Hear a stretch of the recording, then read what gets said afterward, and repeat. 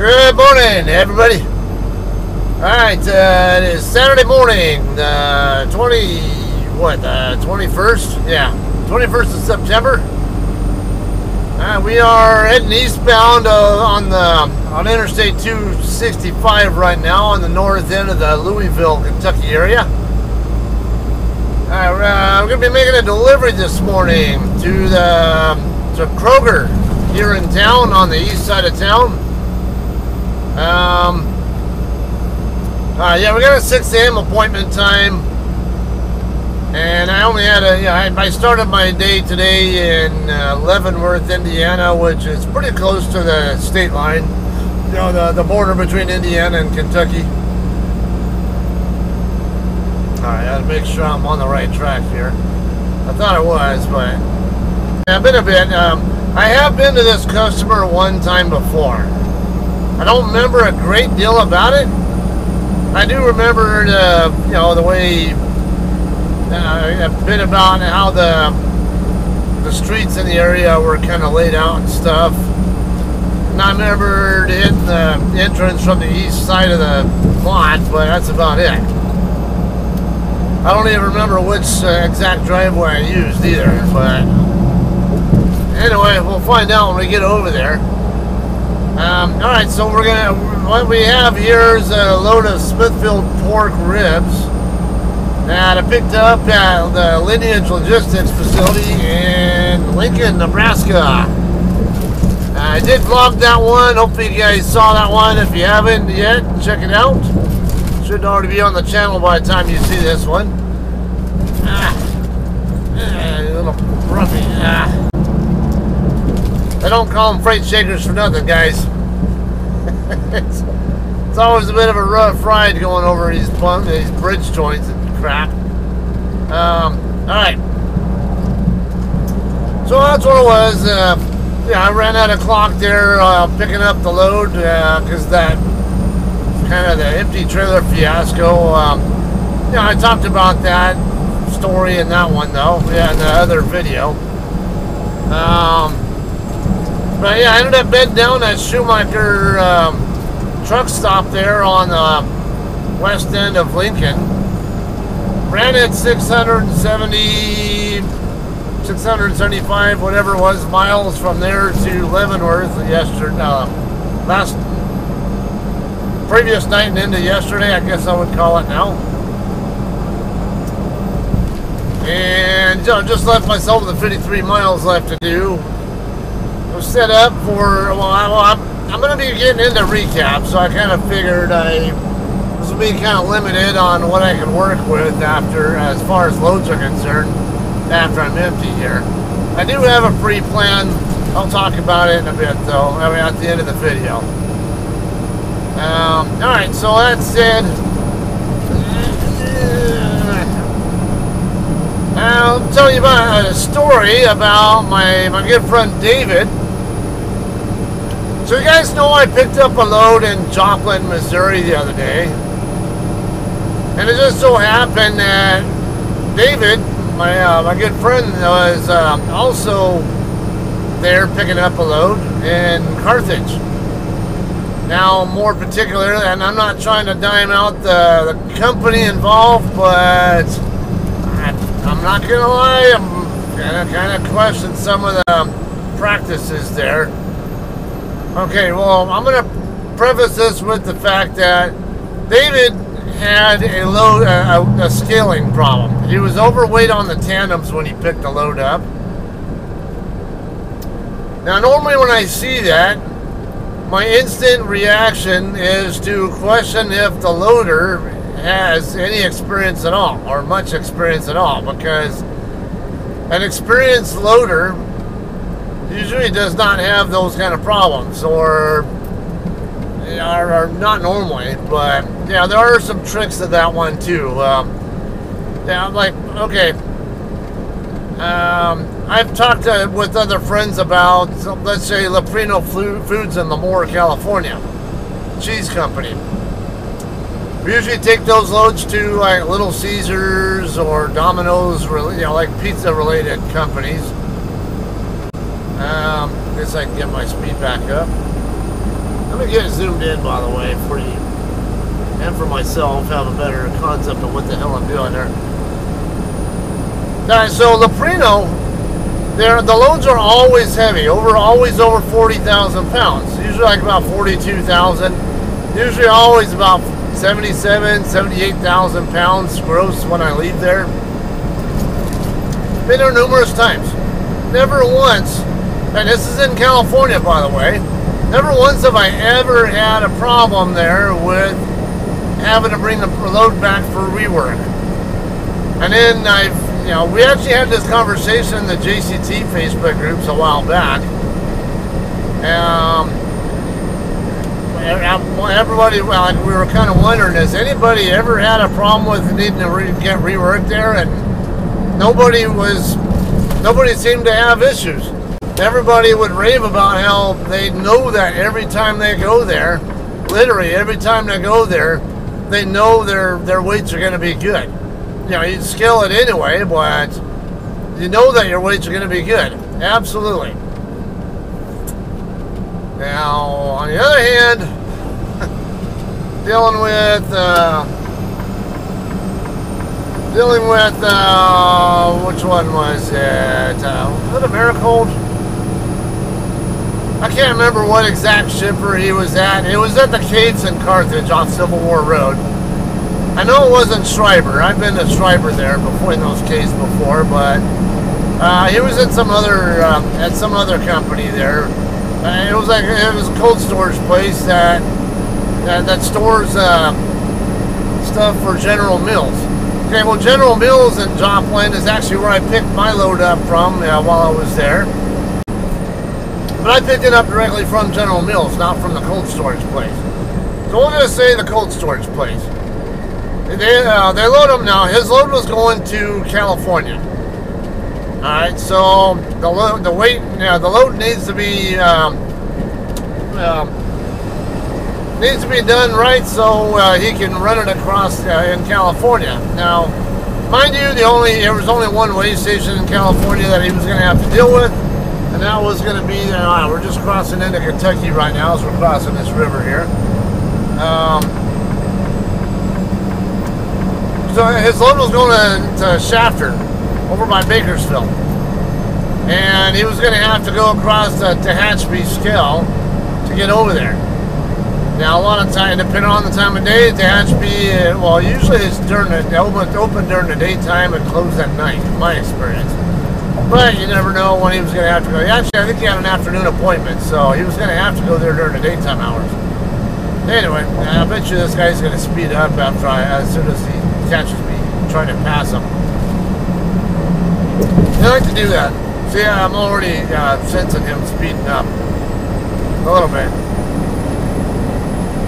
Anyway, yeah, he's overweight because when he had the tandems at the California hole, his tandems were overweight by 960 pounds. Alright, so, and that's at the California limit already. Now, 960 pounds, you're going to have to slide the tandems back 3 holes, because now these are all of our trailers, JCT and Hirschbach trailers both, all have 6-inch hole pattern. There are also 4-inch hole pattern trailers out there, but I've never seen a JCT or Hirschbach trailer with them. Now, Tyson trailers, yes. Sierra England trailers, mix of both, my experience. Walmart trailers, I can't remember, it might be 4-inch. But anyway, every hole is 6 inches, and every hole you take off about 375 pounds. Yeah, some people will use 400 because it's an easier number to work with. I use 375, and I'm not going to get into the whole math of that. There's a reason why I do that, though. So he was going to have to move 3 holes back, which was meaning he was going to have to be at 41.5 foot. Okay, you can kind of get away with being 6 inches over on an axle, but I wouldn't try going any further.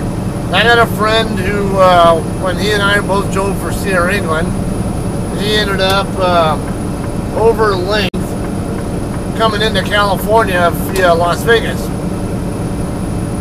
I think he was at 41 and a half, or needed to be at 41 and a half to be legal, or to be weight legal. But no, look like we need to come back over to the other lane there. Yeah, it looks like an exit lane there. Okay, so and he ended up getting put out of service there at the Mountain Pass Way Station for like 3 days until they got a transload crew out there to take part of his load. I remember I was in the Walmart fleet when that happened, and I passed by on my way up to Salt Lake City one day. There he is sitting there out of service. Come back down deadhead back to Colton the next day. The next day he's still sitting there. And I come back up the very next day with another load to Salt Lake City. Hey, guess what? There he is again. Anyway, yeah, you don't want to take a chance like that. So so David, speed limit dropping to 55. Okay, he took the load back, and they ended up they reworked them. I don't know what the hell they did, but it wasn't good because he was still 800 pounds over on the tandems when he was done. And and I think he had to go back the next day actually to even get that done because they were already closed for the day by the time he was finally able to even get worked. So yeah, he ended up sitting, and then the next day he wasn't. The other truck must have gone on to 71. That next day he checked in right at 8 a.m. when they opened, but they didn't get him reworked until afternoon. Like they didn't even get him in a dock door until like 1:30, 2 in the afternoon, and they closed at 5. So yeah, he pretty much wasted the entire time there getting loaded, not getting reworked, just to find out that. And then he comes back that he had to wait until the next day. So at that point, as he and I ended up meeting up in Joplin, because that's when, or actually, no, that was the third time. Yeah, he had after he got reworked the second time. On the next day, whatever. It turns out it was even worse. Is that 35.7 something, I think it was. So like over 1,700 pounds over on the tandems, which is like twice as bad as it was originally. I'm like, what the hell, man? These guys don't seem to know what they're doing. And get this, the shipper was blaming General Mills for wanting basically the loads to be too heavy or whatever it was. I'm like, are you fucking kidding me? His load only had 24 pallets on board. Alright, so a 53-foot reefer trailer, for those of you guys who don't know, we can hold between 26 and 28 pallet positions, depending on how the pallets are oriented. So the pallets are usually about 4 feet wide by 3 feet, 4 by 3 basically. If they're 4 feet wide, and then 3 feet, you can fit 14 rows of pallets, 28 pallets, or 28 pallet positions. Otherwise, if you have anywhere it's like oriented, the 4 feet is from front to back instead of side to side, then there's a better chance you're only going to be able to get 26 pallet positions. Anyway, he only had 24.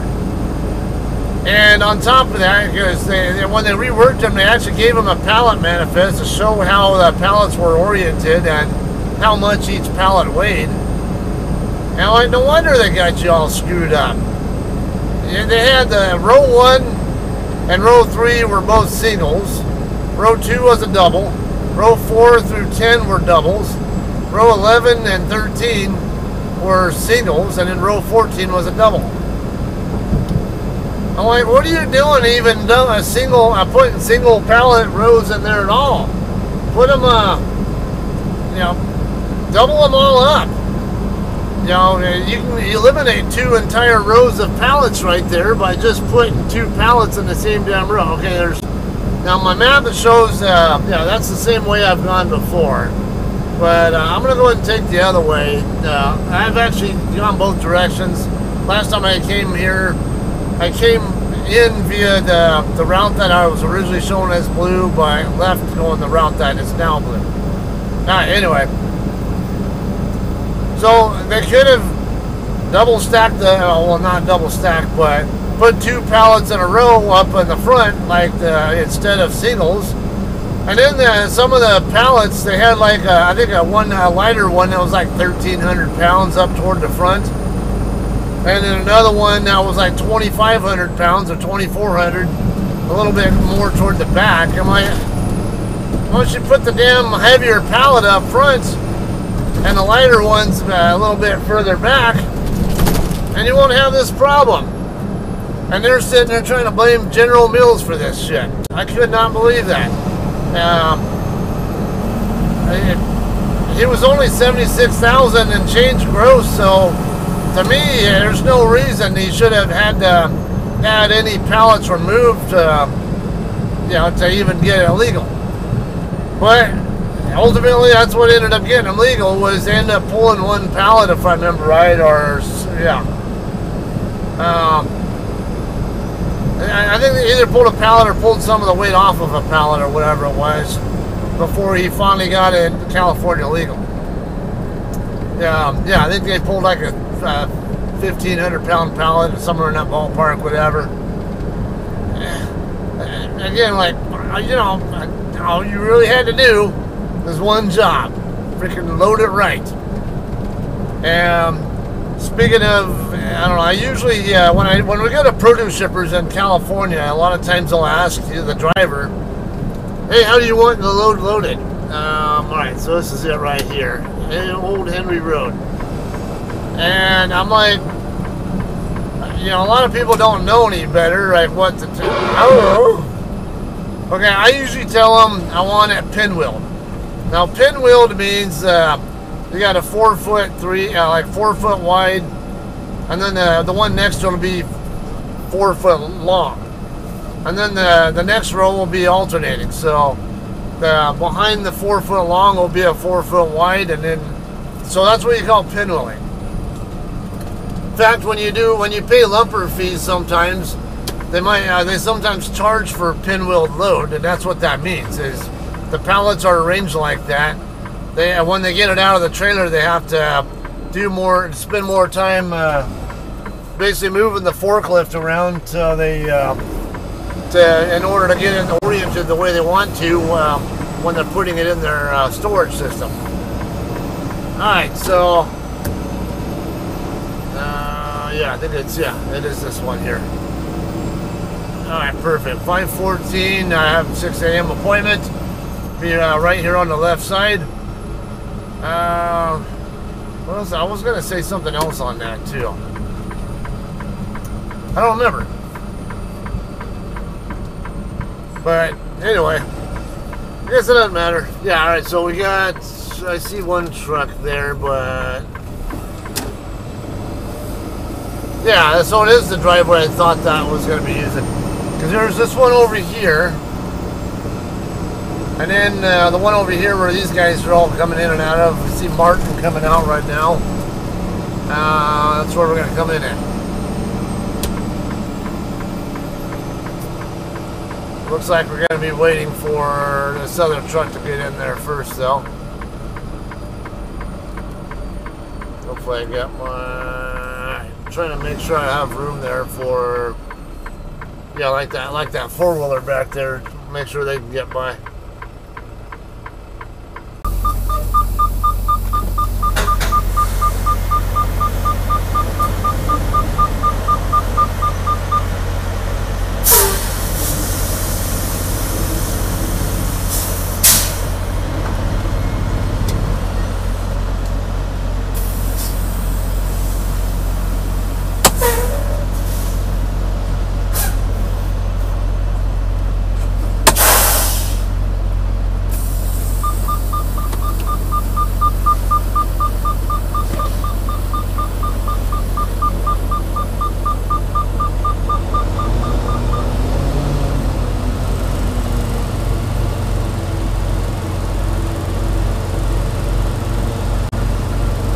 guys, I don't know what's going on here. I don't know if this guy over here had a backing accident or something or what, but I guess they want me to just come over here temporarily.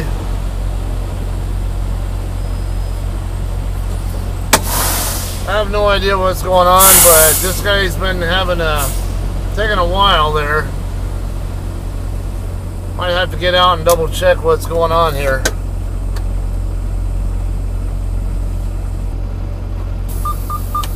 Alright guys, so it turns out the guy over there who's taking forever to back, it turns out he's got a transmission problem. So fortunately it's not an accident. On the other hand, he's not doing anybody there any favors with with getting everybody checked in a timely manner, or I hate to be the guy in the spot next to him who good luck getting out of that spot. Okay, so we're just gonna come up this way somewhere and get out of the way, I guess. I'm gonna be waiting for the shipper or the receiver to call me with the doctor assignment. Where we're gonna go for now, I don't know. Oh, is he getting rid of back into there?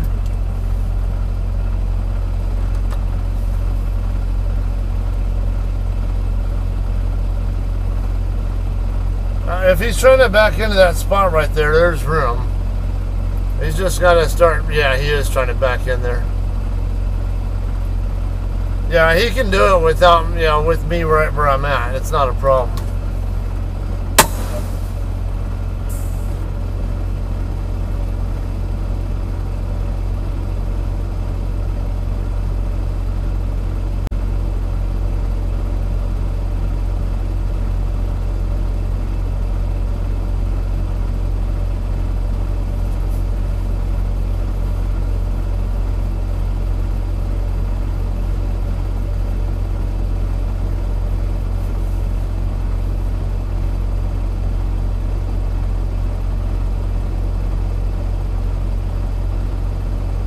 Doing, dude? If you're spotting for him, what good are you doing him over there?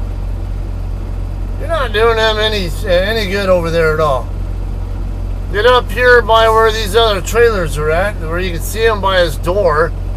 Get him to have his window down, and then you can communicate both audibly and visually.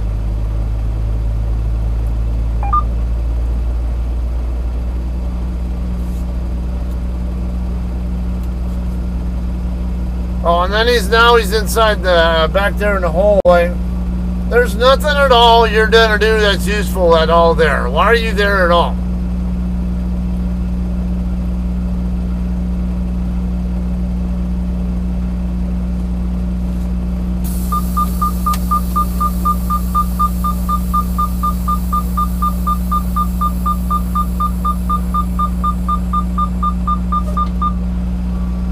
Alright, let's see what we can find over here. I think this guy's far enough up.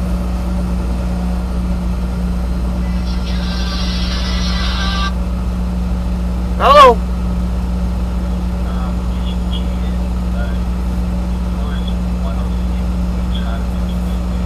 Door 106?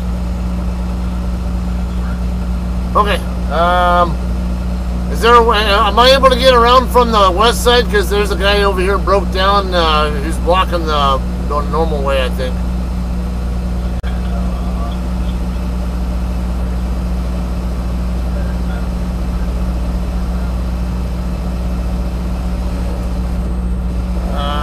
Okay, so I have to come in from that lane that's over there by the guard shack?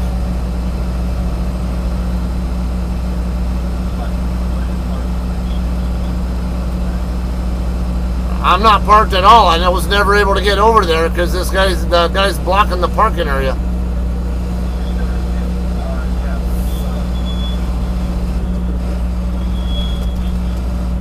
Yeah, I'm coming around over to the west side of the lot right now.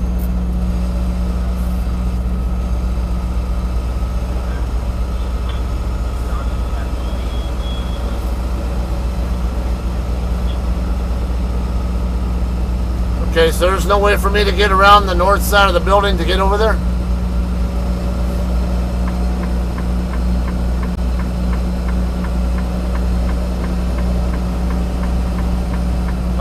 Actually, I think there's a lane right there. I just passed. I might be able to use the... Alright, yeah, I think there's a lane over there that the yard jockeys use or something I might use. Alright. I'll see what I can do. Alright, thanks. I don't know if that guy even has that much experience there. Then I'm thinking I should have turned where I saw that alley over there.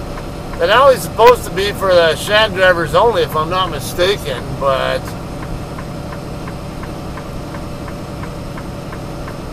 I don't know if I can get around over to the other side. That guy's broke down, and this is 400 road docks, so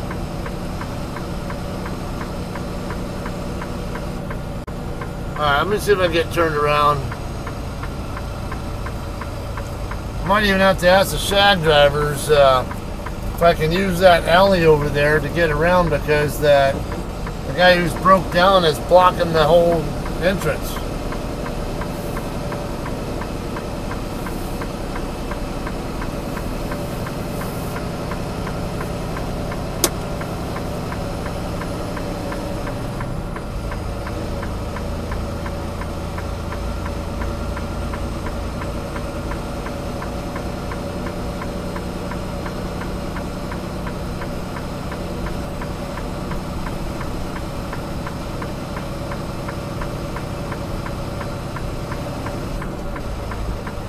See if I can talk to the shag driver here.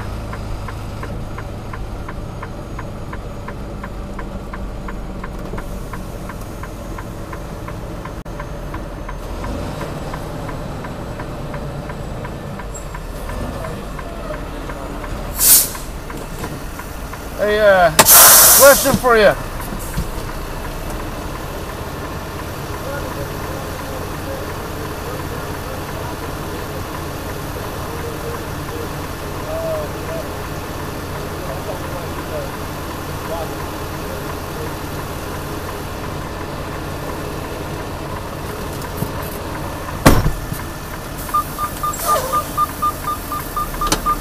Alright guys, yeah, so he says that we can use the alley over there.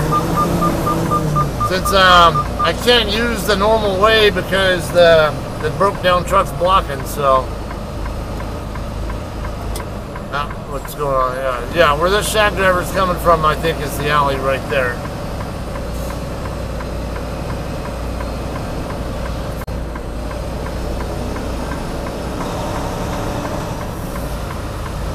Says spotters only, but nothing I can do about this when the area is blocked.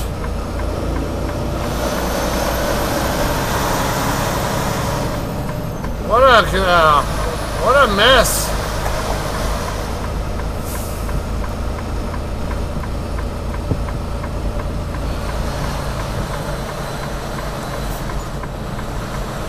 Okay, so I already got tandems back. Door 106, all we're gonna have to do is just open the door, break the seal, open the doors, and wait. And the unloader will actually come out and get the bills from you. Great.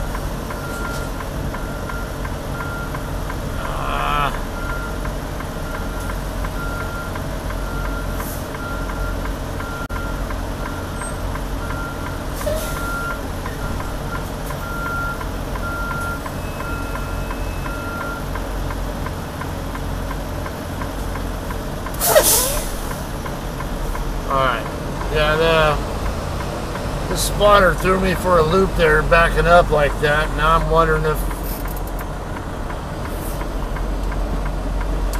Alright, yeah, we're good. I was a little concerned about whether I was going to clear that guy, but we're good.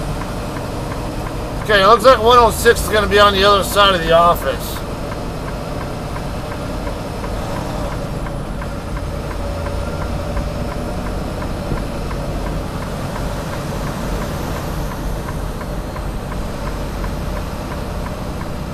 Yeah, 155's the lowest numbered door over here.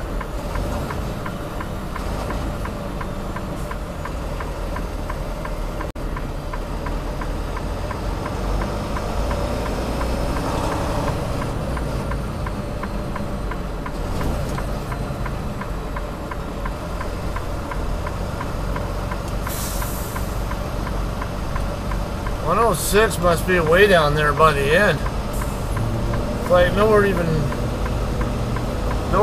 near where these other trucks are at. These guys are all in the 150s and 140s.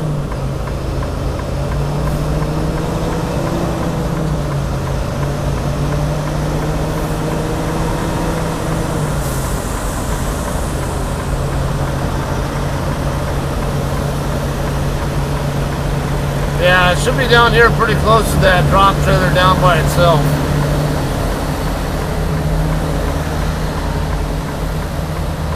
Oh, it should be easy back in here. Might get ourselves a straight back just because nobody's even over here.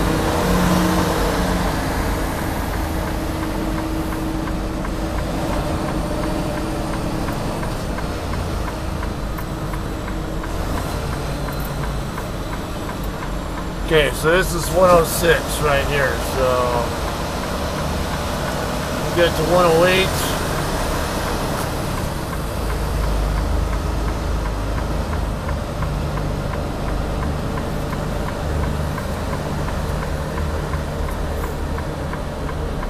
I think we're lined right up.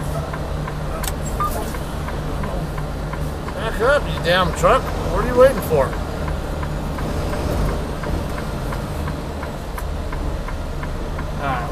Yeah, it is definitely 106 right there. We'll square up and then pull just enough forward where we can get the doors to open and hit the dock.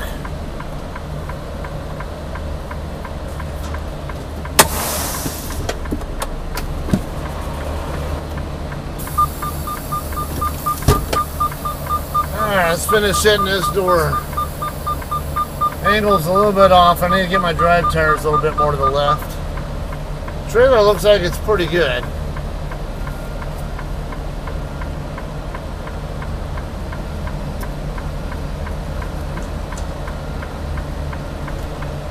Alright.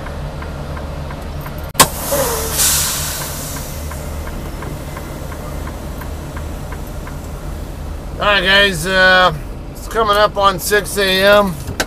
Less than 10 minutes from now. See how long this takes. Alright guys, we're done unloading here.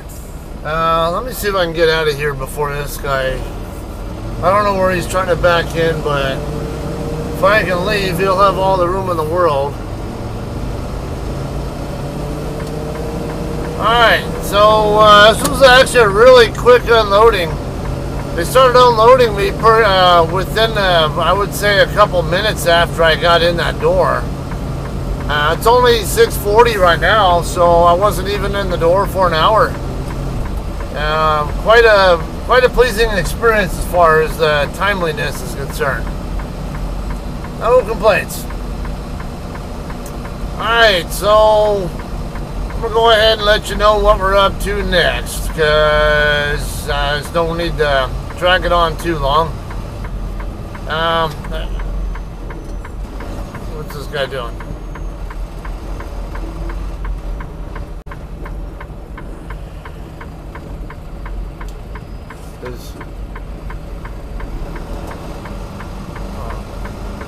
I'm not sure what he was doing.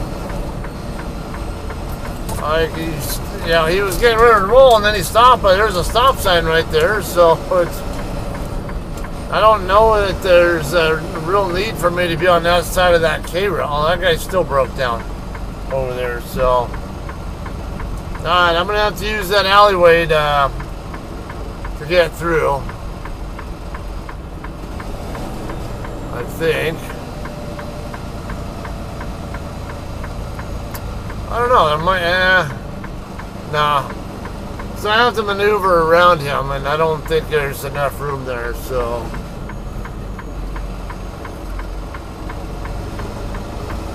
go around. I'm not going to take a chance of trying to get, I'd get by him, but once I am by him, what kind of problem am I going to have maneuvering past those other trailers? So I might have to, I might have to steer over to the right.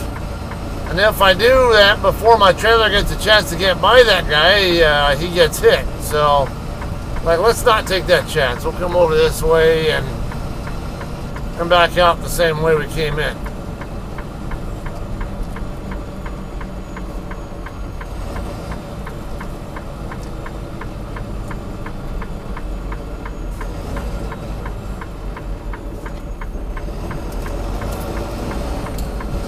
See if I can make this turn now. Yeah, we're good. Easily. Never trust the trailer to clear anything, though. You always take the mentality that anything can happen, no matter how sure you are that you've got room. Nope. The minute you think that you have room and you're not paying attention is the time you might have an accident. So, like, nope. I don't care how much experience I have, I'm never going to trust that. And for good reason. There have been times where it's proven that it was good reason I was paying attention. It was like the other day at Tyson in Waterloo. Making my turn, trying to maneuver there. Tandems weren't going to clear a drop trailer over there when I was trying to turn to get to the guard shack to leave. And, but I was paying attention.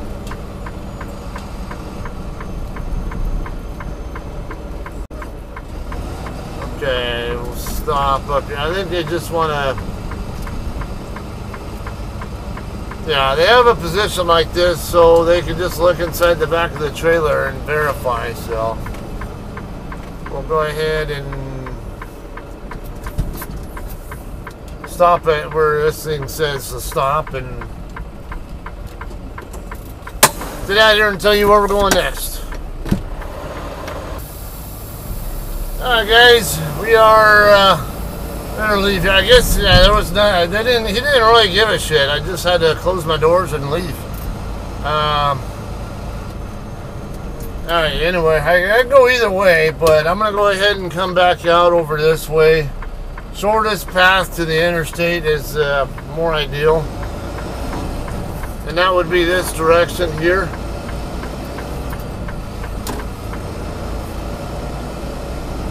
Okay.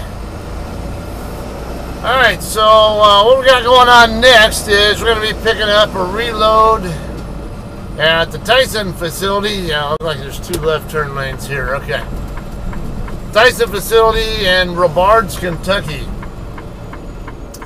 Robards is not very far past the river that separates Evansville, Indiana from Kentucky. Just not very far past that. There's another city in Kentucky just on the other side of the river there in Kentucky, and then the next town south of that one is Robards. I've never been to that one before. It'll be a new experience for me, so I will be vlogging it. It's not really due for pickup until tomorrow. I think tomorrow afternoon, if I remember correctly. So, and it's not very far. It's only 155 miles from here. What I'm going to do is I'm just going to go back over to the same Loves in Leavenworth, Indiana that I was at earlier. And maybe take me a nap or something. And then there's a blue beacon over there, and I think it's called Warrenton, Indiana. Just a little bit past where I-69 is. The I-69 will take you down into Evanston, but a little bit past I-69, I think that's US 41, or if I remember correctly. Right over in that area where I-64 and that US highway meet up, there's a blue beacon. So I'm going to wash out my trailer there. I can fill up my reefer tank there in Evans at the Loves in Leavenworth, and we'll call it a day. I don't know it all. I might go there, go to the shipper today. I know I have a pretty big pickup window that is, the pickup window starts at, dude, what are you doing? You don't back off for me. I back off for you, not the other way around. Knuckleheads. Okay, well that's what's going on. I'm out of here. I guess I will see you guys on the next one, all right? You have a good day. Thanks for watching, and we'll see you guys in the bars.